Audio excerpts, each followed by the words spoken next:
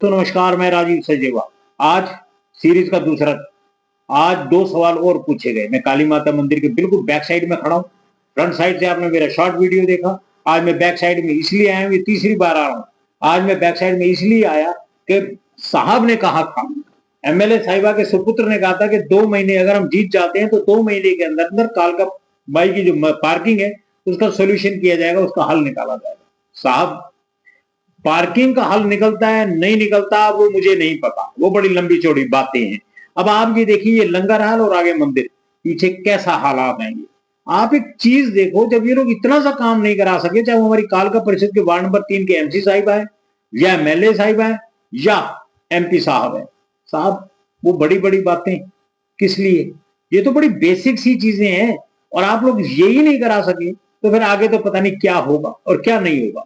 मेरा एक निवेदन है आपसे, खासकर उन नेताओं से जो चुनाव जीतने के लिए बड़े बड़े वादे करते हैं, बिना सोचे समझे बोलते हैं, बिना विचारे बोलते हैं कि एक बार वोट मिल जाए फिर कौन देखता है।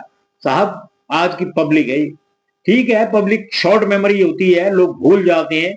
लोगों की आपने सेवा की, लोग भूल गए, लोगों को याद वही रह गया 1.5-2 महीने का खाना। पर दोस्तों, जिस तरीके से नेता लोग हमारे साथ करते हैं, क्या हमारी यही हैसियत रहेगी?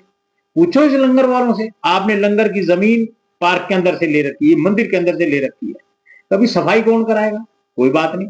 अब इसके अंदर जो हमारे सेक्रेटरी साहब है, कभी सेक्रेटरी साहब आप भी उठ के देखें, कभी गलियारे में आए, देखें झांक के कि क्या हो रहा है क्या नहीं हो रहा।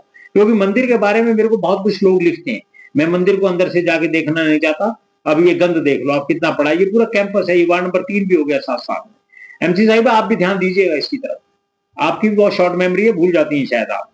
और अब आप ये देखिए, अगर कालका माई के मंदिर के अंदर से मैं जाकर रिकॉर्ड करता हूं तो वहां की बहुत चीजें ऐसी हैं जो पब्लिकली सामने आती है और फिर बात वहीं आ जाती है।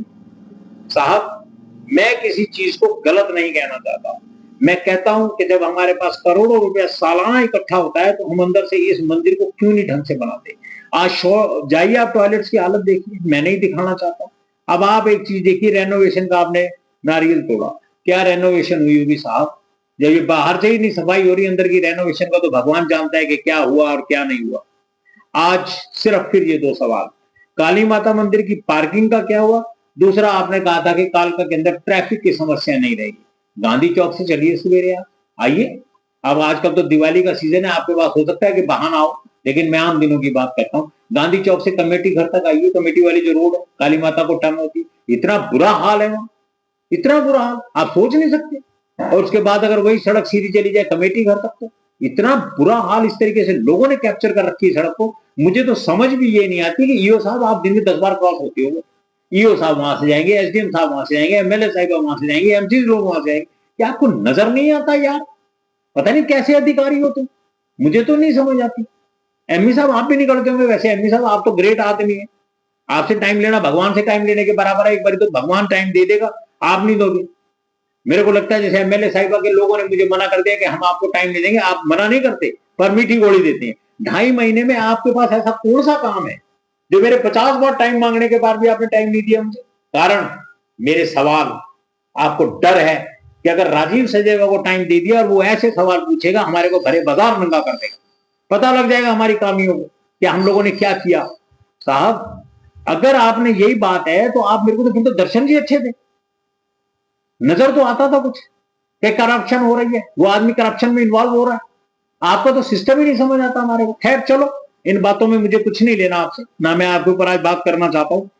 अब एमएलए साहिबा आपसे बात है काली माता मंदिर की पार्किंग का और ट्रैफिक का, आप हमें कैसे कैसे जवाब देंगी? जवाब आपने पब्लिक को देना है, मुझे नहीं देना। मैं कल आपसे 2 सवाल और पूछूंगा जो आपके वादे रहे, जो आपने तय किए थे कि हम ये काम करेंगे। पूरा 1 साल हो गया, आज 17 तारीख है, 17 तारीख पिछले साल की 17 तारीख को शपथ ग्रहण हुआ था, सोचिएगा जरूर।